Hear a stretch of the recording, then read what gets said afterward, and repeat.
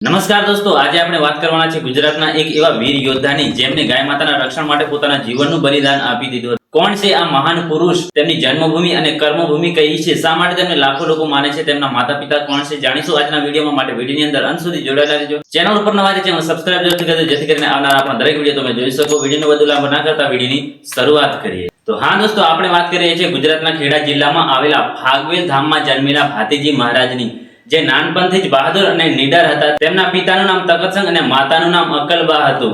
તેમને તલવારબાજી અને ઘોડેસવારનો ખૂબ જ શોખ હતો. ગામના માણસો તેમને સામાન્ય માણસ ન માનતા હતા, કારણ કે તેમની અંદર અદ્ભુત શક્તિઓ હતી. તેઓ હંમેશા ગાયોની સેવા અને ગરીબોની મદદ કરતા હતા. હવે થોડો સમય પસાર થાય છે અને ભાતીજી મહારાજ યુવાન થાય છે. યુવાન થવાની સાથે જ તેમની બહાદુરીની ચર્ચા આખા વિસ્તારમાં થવા લાગે છે.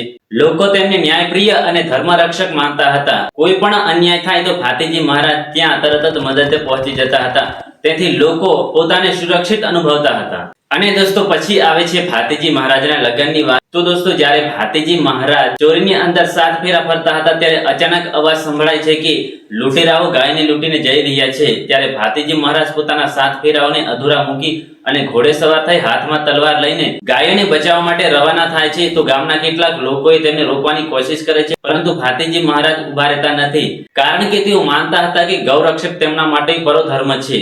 એટલે તેઓ ઉભા ના રહ્યા અને પછી લૂંટેરાઓ ગાયને લઈને જતા હતા ત્યાં યુદ્ધ ભૂમિમાં પહોંચી જાય છે અને લૂંટેરાઓ સામે યુદ્ધ કરે છે. અને એ લૂંટેરાઓ સાથે યુદ્ધ કરતા કરતા ભાતીજી મહારાજને કેટલીક ઈજાઓ પણ થાય છે અને બધા લૂંટેરાઓ જે ડાકુ હતા એમને પરાજિત કરી નાખે છે. પરંતુ કેટલાક ડાકુને લાગે કે હવે ભાતીજીને હરાવવું સહેલું નથી, એટલા માટે તેઓ છડકપટથી સંતાઈને ભાતીજીની પીઠ પાછળ રહીને વાર કરે છે તલવારનું અને ભાતીજીનું શિર ધડથી અલગ કરી નાખે છે. એવી જ પરિસ્થિતિમાં પણ ભાતીજી પોતે યુદ્ધ લડે છે અને જે તેમને પાછળથી એટલે કે પીઠ પાછળ ઘા કરે છે એને પણ ભૂમિદસ્ત કરી દે છે, એટલે કે મારી નાખે છે. તો દોસ્તો, આમ કરતા કરતા યુદ્ધ પૂરું થાય છે અને આ ઘટના બાદ એટલે કે ભાતીજી મહારાજના શિર અલગ હોવા છતાં એટલે કે શિર ભૂમિ પર પડી જવા છતાં પણ પોતે લડ્યા હતા, એ જોઈને ગામના અને વિસ્તારના બધા લોકો છે ને તેમને મહાન પુરુષ માનવા લાગ્યા, એટલે કે એક દિવ્ય પુરુષ માનવા લાગ્યા. પછી સમય પસાર થતા ઘણા બધા મંદિરોની અંદર ભાતીજી મહારાજની પૂજા પાઠ કરવામાં આવે છે. અત્યાર સુધી પણ ઘણા બધા એવા મંદિરો ઉપલબ્ધ છે જ્યાં ભાતીજી મહારાજનું